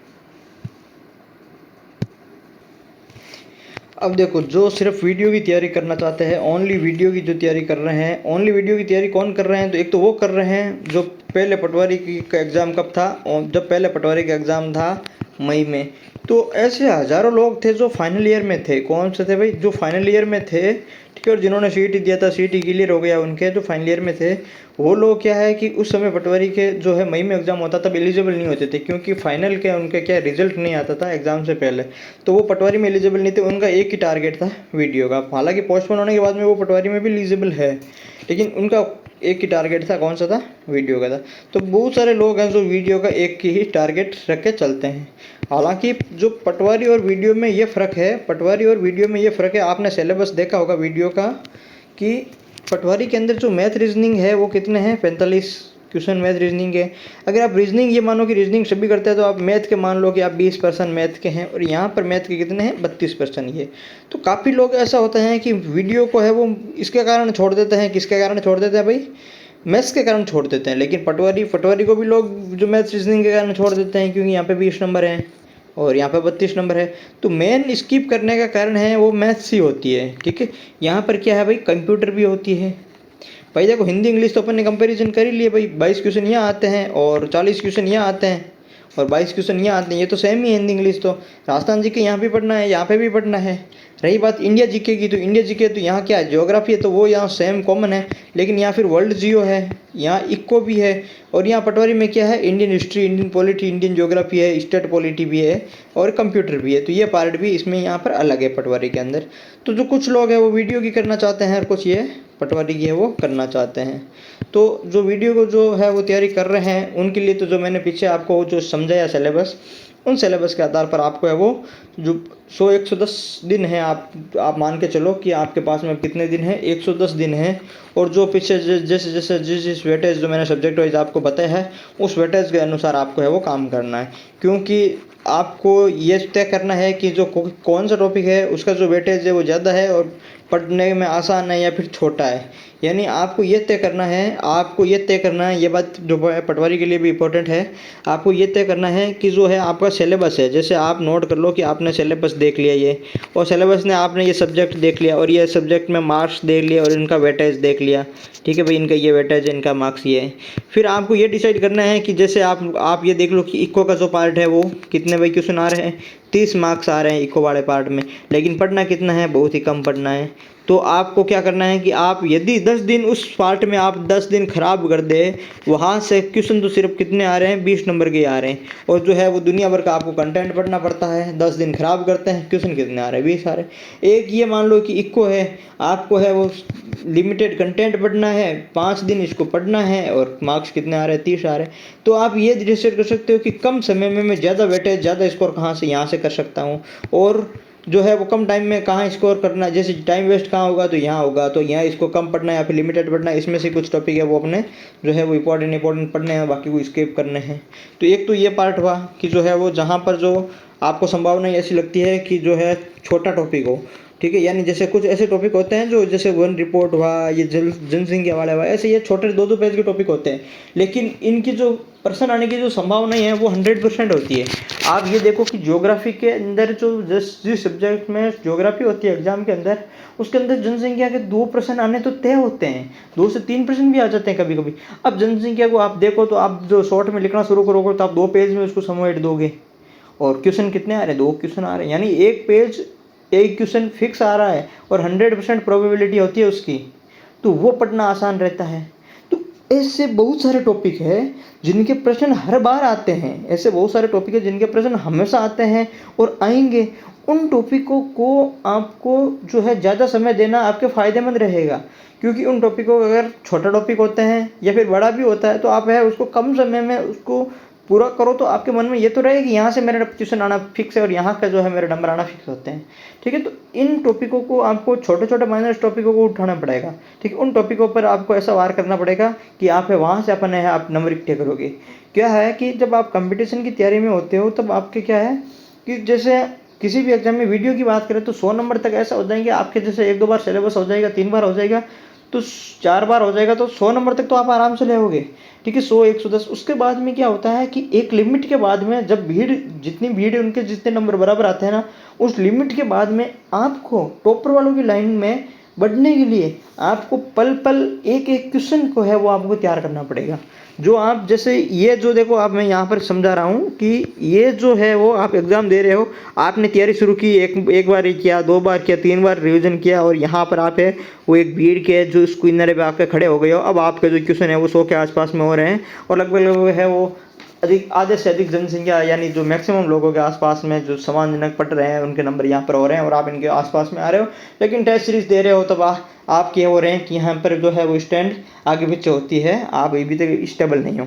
फिर आपने और ऐसे तो 1-2 बार और तैयारी की, फिर आपने किया, आपने 6 बार सिलेबस किया, तो आप कहाँ पर आ गए भाई, आप सिलेक्शन की जो है वो लिस्ट में आ गई, यानी आप जो है वो सिलेक्शन की 2 गुना की लिस्ट में आ गई। फिर थोड़ा सा और एफर्ट्स मारा, कुछ ऐसे सब्जेक्ट में मारा तो 1 गुना की लिस्ट में आ गई, तो यहाँ पर आ गई। लेकिन यहाँ से फिर टॉपर की श्रेणी में बढ़ने के लिए और या फिर जो 2 गुना से 1 गुना में आने के लिए आपको क्या करना पड़ता है, आपको एक एक प्रश्न के लिए लड़ना पड़ता है, क्योंकि जो चीज़ें एक साथ में आप पढ़ते हो बेसिक चीज़ें हैं सबकी क्लियर हो चुकी होती है और सब उतना ही पढ़ते हैं जितना हम पढ़ते हैं। ठीक है, इतने लोग होते हैं तो हमारी जितनी मेहनत तो जो है वो लोग कर ही लेंगे अगर हम ईमानदारी से नहीं पढ़ते हैं तो, क्योंकि वो हमारे लिए ऐसा नहीं है कि हम बाद में 1 महीना बाद में आराम से पढ़ेंगे हमारे लिए वो सीट रखें, ऐसे कुछ नहीं होता। यदि आपका 1 घंटा भी वेस्ट होता है तो समझो 1 घंटा आपसे दूसरा वाला आगे चला गया, हो सकता है कि 1 घंटा में आपकी 1 रैंक पीछे खिसक गई हो। तो मतलब ये ऐसा पॉसिबल है और ऐसा ही होता है कंपटीशन में। ठीक है, तो आपको एक एक प्रश्न के लिए है वो इसमें वार करना पड़ेगा। फिर आपको हो जाए, फिर आप जैसे कोई टेस्ट सीरीज दो, PYQ देखो, तब आपको ये समझ आए कि अच्छा PYQ के अंदर ये जो क्वेश्चन आ रहा है फलाना सब्जेक्ट का फलाना क्वेश्चन आ रहा है, वो मैंने इतना पढ़ा, उसके बाद में भी ये मेरे को जो है नया प्रश्न दिख रहा है, ये बाहर जा रहा है, तो इस टॉपिक के प्रश्न ऐसे कुछ टॉपिक होंगे जो आपको, जैसे आप पिछले 2-4 सालों के पेपर देखोगे तो कुछ ऐसे प्रश्न आएंगे जो आपको लगेगा यार उस टॉपिक से तो ये 2-3 प्रश्न तो नहीं आ गए, मैंने तो पढ़े ही नहीं थे। तो आपको उस टॉपिक को वापस वार करना है, वो टॉपिक जाके वापस उठा के वापस रिवीजन करना है, थोड़ा और अच्छे तरीके से और जगह से देखना है, वापस वार करना है और उस टॉपिक से आने वाले जो प्रश्न है उसको है पकड़ मजबूत करनी। फिर अगला टेस्टों में जाओगे, उस टॉपिक से हो सकता है 1-2 प्रश्न है आपको सही हो गया तो आपको 1 प्रश्न है वो इंक्रीज हो गया। ऐसे करके आपको है वो जो है मैक्सिमम टॉपिक पे ऐसी पकड़ मार करनी है, ऐसी रिसर्च करनी है कि आप ऐसा रटा मारना है, सीधी सी बात है कि आप है वो प्रश्न है वो अटेंड कर पाओ। और उसके अंदर फिर आपको ये गुंजाइश देखनी होती है कि अब मैं 1 नंबर कहाँ से किस सब्जेक्ट से कैसे बढ़ा सकता हूँ, फिर आपको ऐसे गुंजाइश ढूंढनी पड़ती है। फिर आप ये सोचोगे कि अच्छा मेरे करंट में 8 में से 5-6 सही हो रहे हैं, मेरे 2 प्रश्न जो है वो भी गलत हो रहे हैं, तो आपको अब 2 प्रश्न है वो करंट के बढ़ाने चाहिए। फिर आप ये सोच रहे हो अच्छा मेरे हिंदी में तो यार मेरे 3 प्रश्न गलत हो रहे हैं, तो आपको वो करना है कि इसमें से जो 1-2 प्रश्न वहाँ से सही और करूँ, 1-2 प्रश्न वहाँ से सही और करूँ, कौन सा टॉपिक है वो आपके कमज़ोर है वहाँ से गलत हो रहा है। ऐसे करके आप एक प्रश्न ऐसे करके आप 5-10 प्रश्न और चढ़ते हो, तब आप जा करके है वो सिलेक्शन और फिर उसके बाद में टॉपर की श्रेणी में आते हो। तो वहाँ पर 1-1 नंबर के लिए संघर्ष करना पड़ता है। बाकी जो मेन टॉप आना, जैसे फर्स्ट रैंक टॉप 10 में आना, वो जो रैंकें होती है ना, वो पढ़ाई के साथ साथ में जो किस्मत है उसी पे डिपेंड भी करती है। एक्चुअली में क्या होता है कि जब पेपर पे अंदर बैठते हैं हम, तो उस समय क्या होता है हमारा माइंडसेट होता है कि देखो मैक्सिमम तो क्या होता है कि आधी अधूरी तैयारी होती है तो हम काफ़ी गलत करके आ जाते हैं। लेकिन मानो कि आपने टॉप लेवल की तैयारी कर ली, अब आप पेपर में बैठे हो, फिर आपकी उस स्थिति में क्या होता है कि आप जब पेपर दे रहे होते हो तब हो सकता है कि आपके 1% गलत भर गया हो, एक गोला, या हो सकता है कि आपके वहाँ पर आ रहा हो, एक आपने पढ़ते पढ़ते आते हुए गलत कर दिया। तो वहाँ पर ऐसे कुछ 1-2 प्रश्न होते हैं जो दूसरे वाले के सही हो जाता है, आपके 1-2 प्रश्न गलत हो जाते हैं और आपके 3-4 नंबर का गैप हो जाता है, और जिसके कारण आप है वो 100 के आसपास में या 200 के आसपास में रैंक पे आ जाते हो। लेकिन ऑल राजस्थान 100, 200, 300, इवन 500, इवन 1000 में भी अगर आप आते हो तो भी आप है वो, मैं ये मानता हूँ कि आप टॉपर की श्रेणी में आते हो। क्योंकि जहाँ पर 4-5 हज़ार पोस्टें होती है, 2-3 हज़ार पोस्टें होती है, मानो कि आप पटवारी में 3,000 पोस्ट हैं, 6,000 दोगुने के लिए पास करेंगे। अब ऑल राजस्थान इतना कंपटीशन है, उसके अंदर आप अगर टॉप 1000 में भी आ रहे हो तो आप टॉपर हो, नो डाउट इसमें आप टॉपर हो। ठीक है, तो मतलब यहाँ पर जो 100 के आसपास में जो रैंक वाले जो आने हैं ना, वो फिर उसके बाद में जो है वो उसमें किस्मत में चेंजेस हो जाते हैं। जैसे मैंने आपको मैं मेरा बताऊं तो मेरी जो रैंक थी वो थी अपने 179 रैंक थी पटवारी के अंदर। आप ये मानो कि 179 रैंक थी। तो जो मेरा जो स्कोर था वो पहले जो आंसर की आई थी उस आंसर की से मेरे काफ़ी ज़्यादा था। जब आंसर की के अंदर जब वापस फाइनल आंसर की आई रिजल्ट के बाद में, तो उस समय क्या 3-4 प्रश्नों के आंसर चेंज हुए। ठीक है, 1-2% डिलीट हुआ जो सही था, और इतना चेंज होने के बाद मेरी जो रैंक है वो 179 आई है। जबकि जो चेंज हुआ, जो डिलीट हुआ, सब मेरे उसको सब में मेरे को नुकसान हुआ, और वहाँ पर आने के बाद में 179 रैंक आई। उसके अलावा मेरे जो एक गोला है वो मैंने गलत भर दिया था, सीधा सीधा एकदम मेरे को आ रहा था, भरते टाइम मैंने एकदम से गलती से भर गया था गलत, फिर भी कुछ नहीं हुआ, मैंने छोड़ दिया। मैंने कहा कोई नहीं, एक सवाल से अपने जो है कुछ नहीं होगा, क्योंकि मैं तो फुल कॉन्फिडेंट था, मेरे को पता था कि मेरे अच्छे खासे नंबर आने वाले हैं। ठीक है, तो इसलिए जो एक सवाल में मेरा गलत हो गया था, चलो मैंने इतना वहाँ पर वो पैनिक नहीं हुआ, मैंने कहा कोई ना, देखेंगे अभी। ठीक है, तो वो एक सवाल वहाँ पर गलत होगा। एक ऐसा सवाल मैथ्स का था, औसत का, जिसकी मैंने कैलकुलेशन की, एकदम इजी क्वेश्चन था, कैलकुलेशन थी, एक कहीं डिजिट मैंने छोड़ दिया था, कैलकुलेशन में छूट गया, और जब लास्ट में रिजल्ट आया, आंसर आया मेरा, वो आंसर ऑप्शन के अंदर अवेलेबल था। मैंने टिक लगा दिया, मैंने सोचा आ गया, टिक लगा दिया। अगर नहीं आता तो मैं वापस दोबारा कैलकुलेशन करता, क्योंकि मेरे पास आधा घंटा टाइम बच गया था, तो मैं दूसरी बार कैलकुलेशन करके निकाल लेता, इजी प्रश्न था। लेकिन जो आ गया तो फिर मैंने टिक लगा दिया, बाहर आया था, पता चला था वो संख्या ऐड करते हैं तब दूसरा ऑप्शन आ जाता है, तो वो प्रश्न गलत हो गया। अब मैं चाहकर भी उसको सही नहीं कर सकता था, ठीक है, क्योंकि वो तो आंसर आ ही गए थे, मेरे हिसाब से तो वो सही था। तो ऐसे करके 2% वो हो गई गलत, जो मतलब नहीं होने चाहिए थे। एक गोला गलत हो गया, और बाकी जो है वो 3-4 क्वेश्चन चेंज हो गए, ऐसे करके कुछ नंबरों का लॉस हो गया, और लॉस होते रैंक 179 आ गई। लेकिन वो हो सकता है कि वो रैंक भी टॉप 10 में आ जाती। तो वो डिपेंड करती है उस एग्जाम की परिस्थितियों पे, कि 2-4 प्रश्न ऊपर नीचे होते ही 50-100 रैंक है, इतने लाखों के कंपटीशन में कोई मायने नहीं रखती, पॉइंटों का खेल होता है, ऊपर नीचे हो जाती है। ठीक है, तो वो बात तो हो गई जो है एग्ज़ाम मोड की, उनके बारे में हम डिटेल में और भी आगे बात करते रहेंगे। एक एक एग्ज़ाम में कैसे क्या अटेंड करना है, पेपर कैसे क्या देना है, क्या देखना है, क्या सोचना है, क्या नहीं करना, एक एक पॉइंट पे डिटेल में हम बारीकी से बात करेंगे। ठीक है, वो हम लंबे टाइम तक साथ में बने रहेंगे, तो आपके लिए वो सब कुछ मैं आपको बताता जाऊँगा। ठीक है, अब देखो जो सिर्फ वीडियो की तैयारी कर रहे हैं उनके लिए, कि भाई देखो जो है, अब आप भाई पटवारी की भी तो कर सकते हो भाई। जो वीडियो के लिए एलिजिबल थे फाइनल ईयर वाले, वो तो पटवारी के लिए भी एलिजिबल है। ठीक है, तो पहली बात तो जो पटवारी की तैयारी कर रहे हैं, वीडियो तैयारी कर रहे हैं, वो क्या है, लगभग है वो 99% वो क्या है, दोनों की तैयारी करते हैं।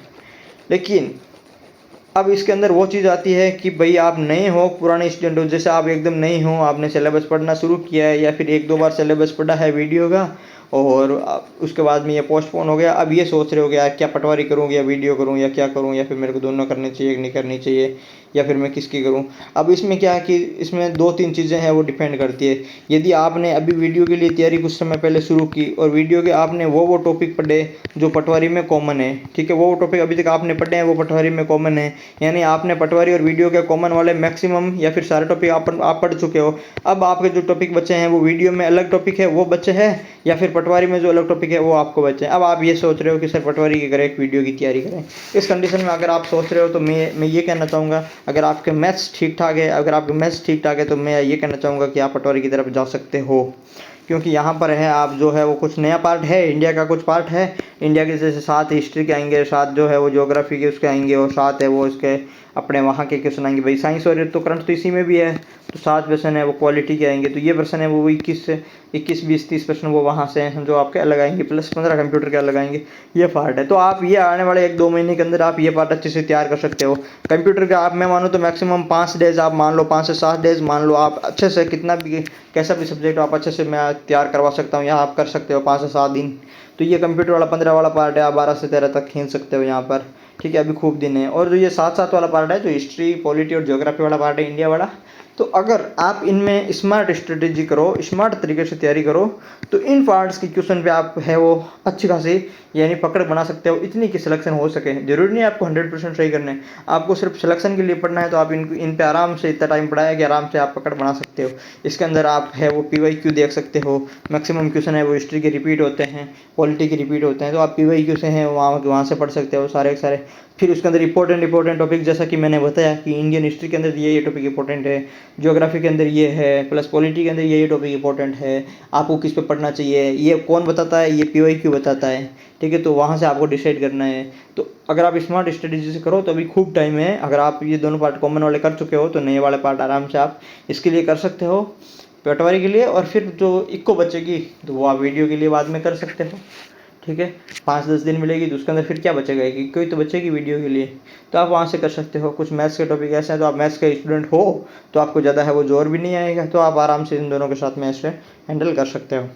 लेकिन यदि आपको लग रहा है कि जो है आपके मैथ्स है वो कम है, कंप्यूटर आपको पढ़ने में दिक्कत आ रही है, इंडिया वाला पार्ट आपके लिए नया है, और आप किसी और एग्ज़ाम्स की है वो आप तैयारी कर रहे थे, और अब आप चाहते हो कि मैं वीडियो की तैयारी मैं करूँ, तो देखो ऐसा है कि भाई आप जो है वीडियो के अंदर आपके जो 32% जो मैथ्स के आएंगे वो तो देखो आपको करने ही पड़ेंगे। और अगर आप मैथ्स नहीं कर रहे हो तो आप इतनी कम पोस्टों में है वो सिलेक्शन की उम्मीदें आप नहीं रख सकते, ठीक है। ये बेवकूफ़ी होगी, ठीक है, क्योंकि बिना मैथ्स के हैं वो सिलेक्शन नहीं होता है, ये सच्चाई है।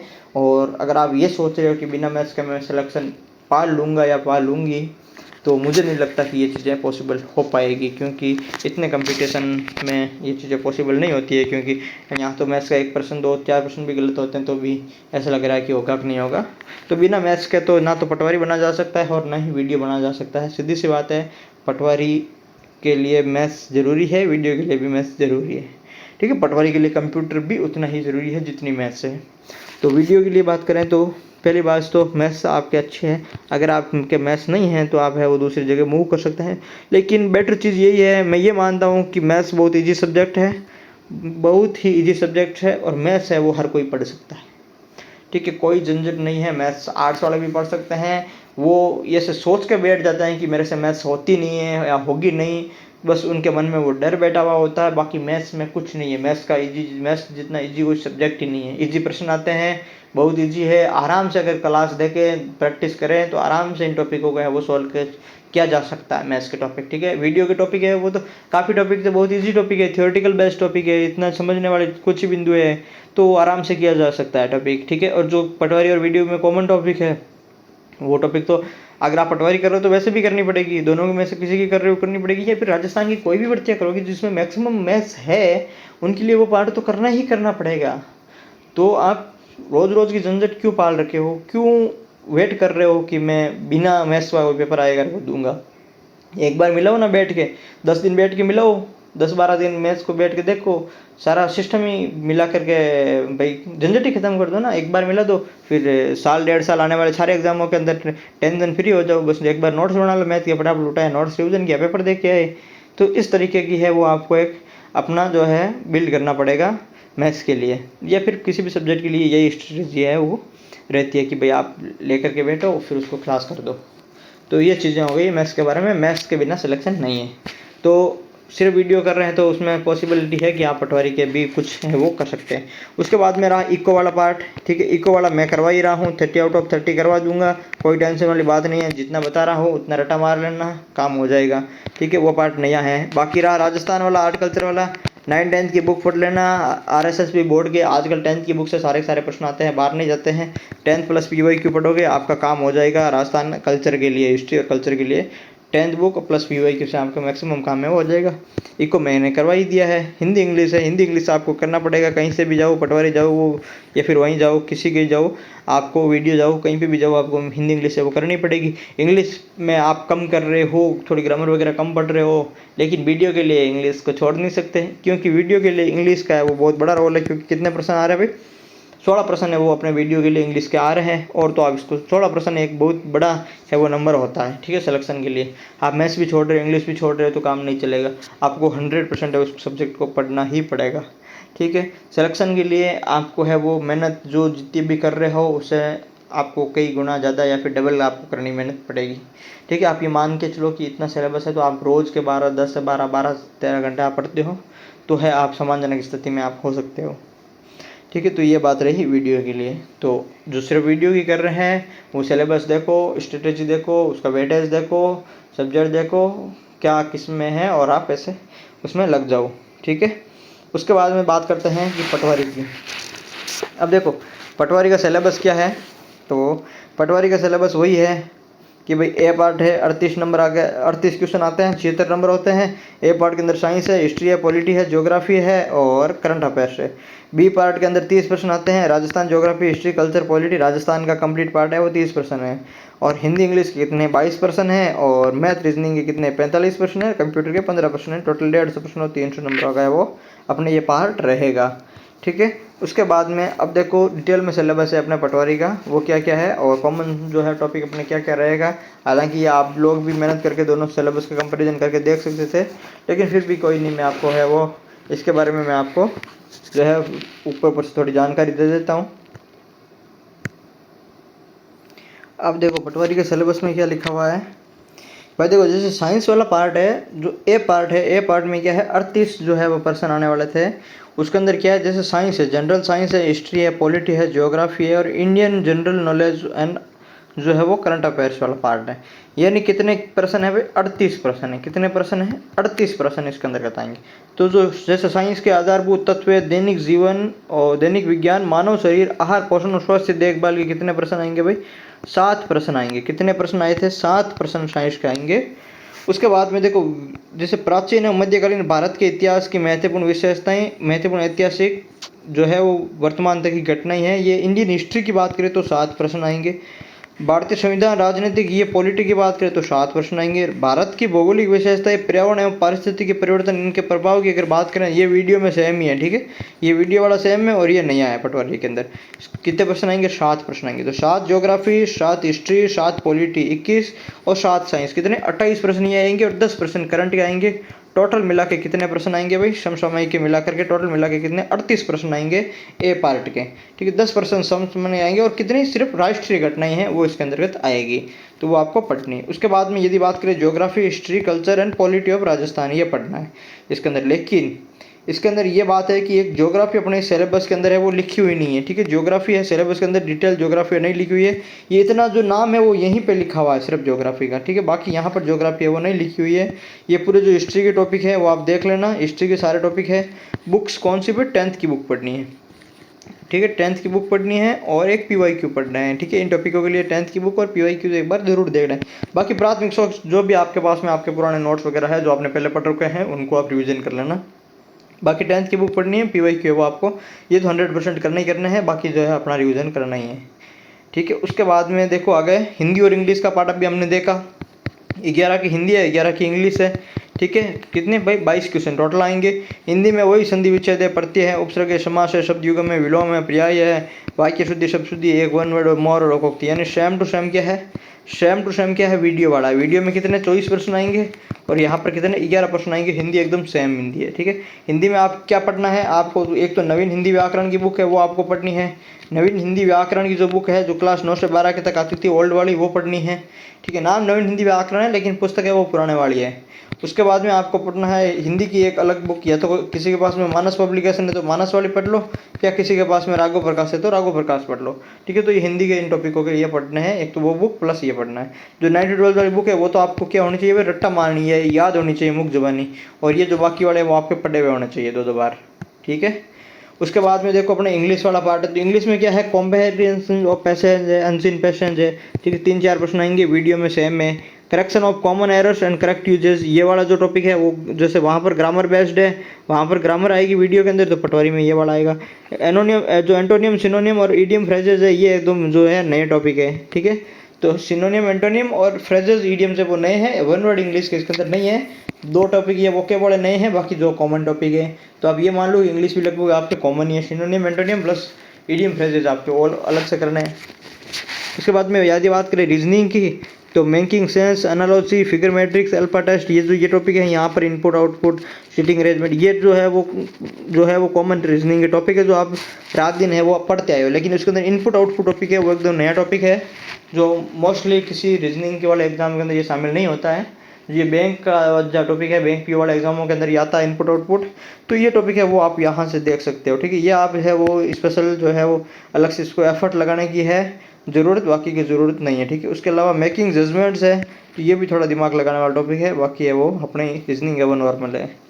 उसके बाद में यदि मैथ्स की बात हम कर चुके हैं पहले ही, mathematical operation, average, ratio, area, percentage, simple compound, unitary method, profit loss, ये सारे टॉपिक वीडियो के अंदर भी है, हम चर्चा कर चुके थे, ठीक है। हमने बता दिया कि आपको क्या करना है, किसी अच्छे से टीचर से क्या पढ़ो आप, एक तो मैथ्स पढ़ो टीचर से, फिर क्या करो आप प्रैक्टिस करो, क्या करो भाई प्रैक्टिस करो 50-100% प्रत्येक टॉपिक के 50-100% प्रत्येक, फिर प्रत्येक टॉपिक की क्या करो भाई PYQ करो, पिछले सालों के आए हुए PYQ करो, परसेंटेज कर लिया तो परसेंटेज संबंधित PYQ करो, ताकि आपको पता तो चले कि आपने मैथ्स पढ़ी है, आपने जो है वो ये टॉपिक प्रैक्टिस किया है, अब आपको इस टॉपिक से संबंधित लगभग सारी बातें आती है, फिर आप इनसे संबंधित है वो PYQ करो, ठीक है। तब आपको ये पता चलेगा कि अच्छा इस टॉपिक से ये प्रश्न आए हुए थे, ये तो मैंने पढ़ लिया, अच्छा ये मेरे को सब आ रहे हैं, ठीक है। तो ये वाला जो है वो कॉन्फिडेंस बूस्ट करता है, और आपको ये पता चलता है कि अच्छा मतलब इतना मैटर, इतनी क्लास और इतने प्रैक्टिस क्वेश्चन करने के बाद में मैं जो जिस स्थिति में पहुंचा हूं, उस स्थिति में यदि किसी भी जो एग्ज़ाम के अंदर प्रतिशत से संबंधित जैसा प्रश्न आया और आपके अगर सही हो गया, आप PYQ पढ़ोगे तो आपके जैसे एज ए प्रैक्टिस करोगे PYQ, तो आपके सारे क्वेश्चन सही हो रहे हैं, इसका मतलब है कि आपकी ये टॉपिक अच्छा है, अब आपके इस टॉपिक से प्रश्न है वो गलत नहीं होगा। और ऐसे करके एक सारा टॉपिक है वो आप है वो जो है आप क्रॉस चेक कर सकते हो कि किसका आपका गलत हो सकता है और किसका है वो गलत नहीं होगा, ठीक है। तो ये आप है वो मैथ्स के लिए कर सकते हो। उसके बाद में है जो कंप्यूटर वाला पार्ट है, 15 क्वेश्चन आएगा, मैं ये कह रहा हूँ कि 13 तक है, इसमें आप है खेल सकते हो, ठीक है। अच्छा पार्ट है ये कंप्यूटर वाला, कुछ भी नहीं है, विशेषता है organization, RAM ROM, file system, input output है, ऑपरेटिंग सिस्टम है, हार्डवेयर और सॉफ्टवेयर के बीच में रिलेशन है, और MS ऑफिस से बस, ठीक है। तो ये टॉपिक है अपने कितने नंबर के भाई, 15 नंबर के हैं वो कंप्यूटर की टॉपिक है। इसके लिए भी आप है वो कोई भी बुक या कोई भी नोट्स वगैरह देख लें एक बार, और फिर अच्छे से PYQ वगैरह ये कर लें, ठीक है। आप इसके अंदर है जो मैं पर्टिकुलर कोई जो पुस्तक का नाम तो नहीं ले रहा हूँ, लेकिन आप है वो जो है अपने मार्केट के अंदर जैसे 2-3 पुस्तकें चल रही है, जैसे दक्ष वाली भी चल रही है, नाथ वाली भी कंप्यूटर की चल रही है, और भी है 1-2 राइटर वो वहाँ से भी चल रही है, तो आप कोई भी एक बुक है वो आप पढ़ सकते हो, ठीक है। बाकी अपने को समय मिलेगा तो हम कोशिश करेंगे कि कंप्यूटर है वो यहाँ पे करवाएं आपके। चलो अब देखो स्ट्रेटजी फॉर पटवार, लगभग मैंने जो सारी स्ट्रेटजी है वो मैंने आपको बता दी, ठीक है। जो है वो जैसे कितने क्या पर्सन आएंगे वो आपको मैंने बता दिया। टाइम कितना बचा है, 90 डेज टाइम बचा है, ठीक है। जो वीडियो की तैयारी नहीं कर रहे थे वो उनको अब किसकी करनी है, पटवारी की तैयारी करनी है भाई। जो ओनली वीडियो कर रहे हैं वो तो वीडियो की करेगी, जिसको वीडियो की नहीं करनी है वो किसकी करेगा भाई, पटवारी की करेगा। जिसको पटवारी की नहीं करनी थी वो किसकी करेगा, वो भी पटवारी की करेगा, ठीक है। तो जो है वो तैयारी अभी सभी कौन कर रहे हैं, सभी है वो पटवारी की तैयारी करेंगे, क्योंकि जो पहले एग्जाम होगा वो सभी उसी पे फोकस्ड रहेंगे। तो अब मुख्यतः आप ये मानो कि पोस्टें भी ज़्यादा है, और जो है वो ज़्यादा तैयारी करने वाले जो है लोग हैं वो कौन से हैं, पटवारी के लोग हैं वो इसके अंदर है। तो जो मैंने आपको जो इसके बारे में मैंने आपको पहले बता दिया, सिलेबस के बारे में जितनी भी जानकारी मेरे को देनी थी वो मैंने आपको दे दी है, ठीक है। उसके अलावा अब जैसे भाई स्ट्रेटेजी फॉर बोथ है, ये भी मैंने आपको उस टाइम में भी मैंने बता दिया कि जो है वो कितने एग्ज़ाम के जो है आपके टॉपिक कॉमन आएंगे, ठीक है। तो स्ट्रेटेजी फॉर बोथ मैंने आपको बता दी कि भाई कॉमन पार्ट है, ये पार्ट कॉमन है, उन पार्ट को कॉमन वाला पार्ट को आप पहले तैयार कर लो, ठीक है। कॉमन वाले पार्ट को आप क्या कर लो भाई, पहले तैयार कर लो, और उसके बाद में आप क्या करो, स्पेशल पटवारी वाला टॉपिक है वो तैयार कर लो, और जैसे पटवारी का एग्ज़ाम हो गया 10 दिन मिल गए बीच में, तो आप क्या करो, जो है वो वीडियो वाला टॉपिक है वो वहाँ से कवर कर लो, ठीक है। तो ये जो अपना रहेगी वो रणनीति ये रहेगी कि पहले आप पटवारी की तैयारी करो, फिर आप वीडियो की तैयारी करो, ठीक है। जो पार्ट अपने बच रहा है उस हिसाब से कर लो और उससे पहले वो क्या करो, कॉमन कर लो। या फिर आप ये भी कह सकते हो कि सर कॉमन टॉपिक में पहले नहीं करके मैं क्या कर लूँ, सिर्फ पटवारी की तैयारी कर लूँ। क्या करूँ भाई, सिर्फ है वो पटवारी की तैयारी कर लूँ। ठीक है, तो यही बात है कि जो टॉपिक कॉमन है वो पहले पटवारी में आप सारे पढ़ लोगे, उसके बाद में आप क्या करोगे, सिर्फ जो वीडियो में पटवारी के अलावा एक्स्ट्रा है सिर्फ उतना ही आपको पढ़ना है। ठीक है, तो आप पटवारी की तैयारी है वो आराम से कर सकते हैं, और उसके अलावा जो बाद में वीडियो के लिए जो एक्स्ट्रा है वो आपको वैसे भी पढ़ना पड़ेगा, तो वो बाद में आप पढ़ सकते हो। ठीक है, मैथ्स का जो ख्याल रहा, तो मैथ्स तो इसमें भी है उसमें भी, दोनों में भी मैथ्स है। तो यदि कोई मैथ्स के चक्कर में अगर छोड़ना चाहता है तो है वो नहीं छोड़े, क्योंकि मैथ्स है वो दोनों में ही, इधर भी रहेगी और उधर भी रहेगी। ठीक है, तो मैथ्स के बिना सिलेक्शन किसी का नहीं होता है, इसलिए अगर आप पटवारी कर रहे हो तो आपको वीडियो भी आपको है वो कर लेनी चाहिए। ठीक है, बाकी जो सिर्फ पटवारी की तैयारी कर रहे हैं तो वो तो अब वीडियो का वैसे भी एग्जाम आगे किससे गया है, तो सिर्फ पटवारी का पहले होगा तो सिर्फ पटवारी का वैसे भी कर सकता है। ठीक है, तो कोई इसमें सोचने वाली बात नहीं है।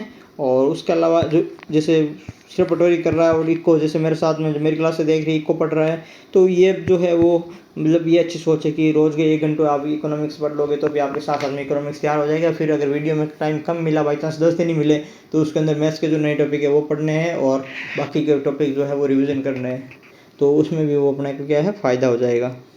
तो ये है मुख्यतः जो है वो आपको मैथ्स की जो है वो तैयार करना चाहिए, और पटवारी की तैयारी है वो आप लोगों को करना चाहिए। जो स्पेशल वीडियो में है उनको स्पेशल वीडियो की तैयारी करनी चाहिए, और जो दोनों के बारे में सोच रहा है तो उनको पहले पटवारी करनी चाहिए फिर वीडियो की करनी चाहिए, और जिनको पटवारी की नहीं करनी सिर्फ वीडियो की करनी है तो वो सिर्फ वीडियो की ही करे। ठीक है, अब आगे देखो कि भाई स्टडी कितने घंटे करनी चाहिए, सर कितने घंटे पढ़ना चाहिए, और सर जो है वो नए स्टूडेंट और पुराने स्टूडेंटों में क्या क्या है वो उनको क्या करना चाहिए।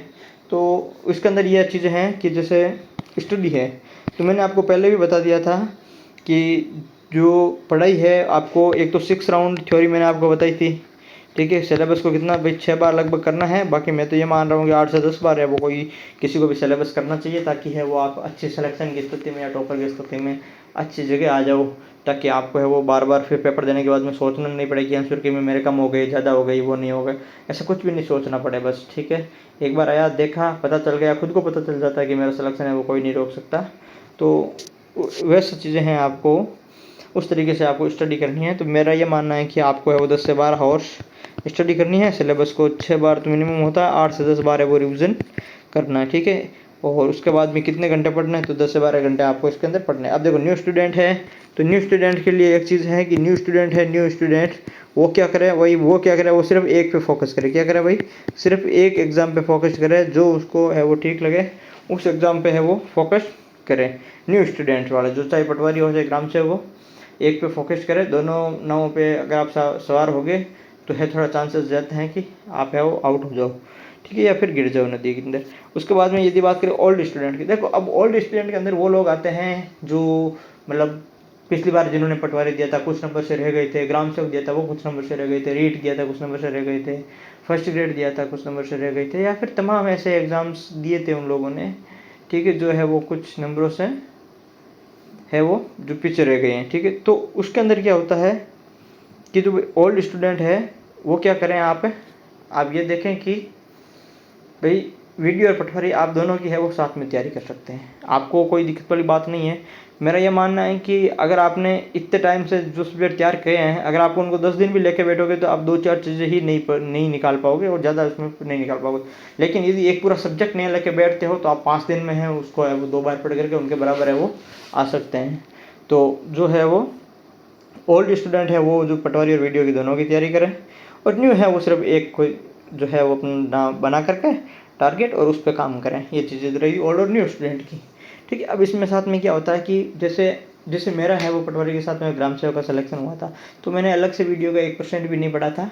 जो पटवारी का एग्ज़ाम दिया था उसके बाद में ठीक है RS की कर रहे थे, आर्थिक समीक्षा वगैरह पढ़ी हुई थी और सीधा वीडियो का एग्ज़ाम दिया था, सिलेक्शन हो गया था।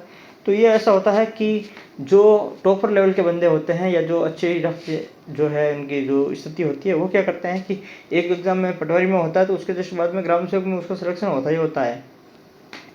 ठीक है, तो काफ़ी सारे ऐसे लोग होंगे हमारे बीच में भी जो जिनका है दोनों एग्ज़ाम में चयन होगा, यानी जो है वो पटवारी में भी होगा और ग्राम सेवक में भी होगा। ठीक है, तो आप है वो दोनों की तैयारी है वो आराम से कर सकते हो। एग्ज़ाम बंधु अकेडमी आपके लिए क्या करेगी भाई, तो तो एग्जाम अकेडमी तो आपके लिए कर ही रही है। क्या कर रही है भाई सर? इको करवा रही है, बिल्कुल इको है, आपको करवा रही है। 30/30 है वो पार्ट, आपको है वो करवा रही है। टारगेट यहाँ पे अपने सेट है। और क्या करवा रही है सर? करंट अफेयर्स करवा रही है। एग्जाम बिल्कुल करंट अफेयर करवा रही है। जो पार्ट बच रहा है या फिर जो करवाना चाहिए वो मैं आपको करवा दूंगा। करंट अफेयर इको वाला पार्ट तो मैं वैसे भी करवा रहा हूँ। फिर सर कंप्यूटर करवाएंगे सर? बिल्कुल कोशिश करेंगी। अगर कंप्यूटर के लिए समय मिलेगा तो कंप्यूटर करवाएंगी। इंडियन जीके के लिए समय मिलेगा, इंडियन ज्योग्राफी के लिए, तो वो भी है, वो कोशिश करेंगे कि वो भी मैं पार्ट आपको करवा पाऊँ। लेकिन सिर्फ अभी तक मैं यही कह रहा हूँ, संभावना नहीं है कि मैं कोशिश करूँगा। अगर इफ़ पॉसिबल हुआ तो मैं है वो इस संबंध में काम करूँगा। ठीक है। उसके बाद में इको सर्वे है और कंटेंट और ट्रस्ट, वो तो आपको पता ही है। एग्जाम बंधु का जो है वो आपको ट्रस्ट का तो पता ही है कि जो है वो बेहतरीन कंटेंट देता हूँ। कंटेंट तो आप लोगों को सबको पता है, आप लोगों ने देख चुके होंगे कि मैं विभिन्न पुस्तकों, ठीक है, विभिन्न गवर्नमेंट साइट्स और हर जगह से मैं उसको है वो इकट्ठा करके आपको दे रहा हूँ कंटेंट। तो कंटेंट की आप टेंशन छोड़ दो, क्योंकि जब मैंने टारगेट किया है भाई 30/30, तो मुझे खुद को पता है कि किस लेवल का कितना पढ़ना चाहिए इस टारगेट को पूरा करने के लिए। तो आप इस चीज़ में बेफिक्र रहिए, कंटेंट पे विश्वास किए, जो मैं दे रहा हूँ उस पर विश्वास करें। ठीक है। और जो जैसे मैं टेलीग्राम पे भी मैं है आपके लिए इंपॉर्टेंट है वो चीज़ें डालता रहता हूँ, फालतू पोस्टें भी नहीं करता। तो जो टेलीग्राम पे जो मैं पोस्ट करता हूँ, मेरी हर एक पोस्ट क्या होती है भाई? इंपॉर्टेंट होती है, एग्जाम में पूछे जाने लायक चीज़ें वहाँ पर होती है। ठीक है। तो ये एग्जाम अकेडमी हो आपके लिए ये चीज़ें सारी करेगा।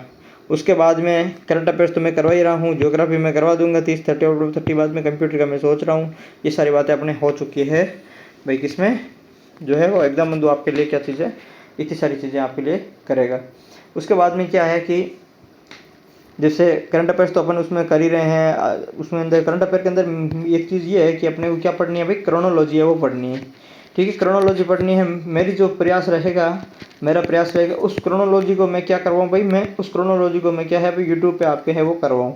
ठीक है। ये मेरा इसमें टारगेट है। और बाकी उसके अलावा जो है वो करंट अफेयर्स तो मैं आपको करवा ही दूंगा, लेकिन जो है वो क्रोनोलॉजी के साथ में मैं अदर चीज़ें करवाऊंगा, तो आपको वहाँ पे भी ध्यान देना है। और कंप्यूटर का मैं प्रयास करूँगा मैं करवाने के लिए। ठीक है। तो आपको जो है वो ये वीडियो कैसा लगा, आप है वो कमेंट बॉक्स के अंदर इस वीडियो के बारे में कमेंट ज़रूर करें। दोस्तों के साथ में शेयर ज़रूर करें। वीडियो थोड़ा बड़ा हो गया है, लेकिन मैं है आपको जो है इस वीडियो के बारे में मैंने आपको प्रीशियस जानकारी है वो, महत्वपूर्ण जानकारी है वो मैंने आपको जो है वो प्रोवाइड करवाने का जो प्रयास किया है। और हो सकता है कि मैं इसमें सफल हूँ, लेकिन जो है वो आपके कमेंट्स के माध्यम से ही पता चलेगा कि जो है वो वीडियो आपको कैसा लग रहा है। तो आप इस बार कमेंट्स करें, ये हमारे लिए मोटिवेशन का है वो काम करते हैं। और दोस्तों के साथ में शेयर ज़रूर करें। और उसके अलावा अगर आप नए हैं तो टेलीग्राम चैनल ज्वाइन नहीं किया तो टेलीग्राम चैनल ज्वाइन करें। और यूट्यूब चैनल अपना सब्सक्राइब नहीं किया तो वो भी ज़रूर सब्सक्राइब करें। ठीक है दोस्तों, धन्यवाद। मिलते हैं अपने अगला जो टॉपिक है उस टॉपिक के साथ में, जो नदी घाटी परियोजना वाला टॉपिक है उस पर अपन पढ़ेंगे। उसके अलावा अगर आप लोगों को लगता है कि सर ये हमारी क्यूरी है, तो आप अपने जो टेलीग्राम पे ग्रुप बना है वहाँ पे आप पूछ लें। मेरे को पर्सनल मैसेज है वो भी आप करके पूछ सकते हो कि ये सर क्यूरी है, मैं आप सबका जवाब दूंगा। और मेरे को लगेगा कि ये इनके इंपॉर्टेंट जो क्यूरी है सबको पता होना चाहिए, तो मैं उन पर आपके लिए क्या है भाई वीडियो भी बनाऊँगा। ठीक है।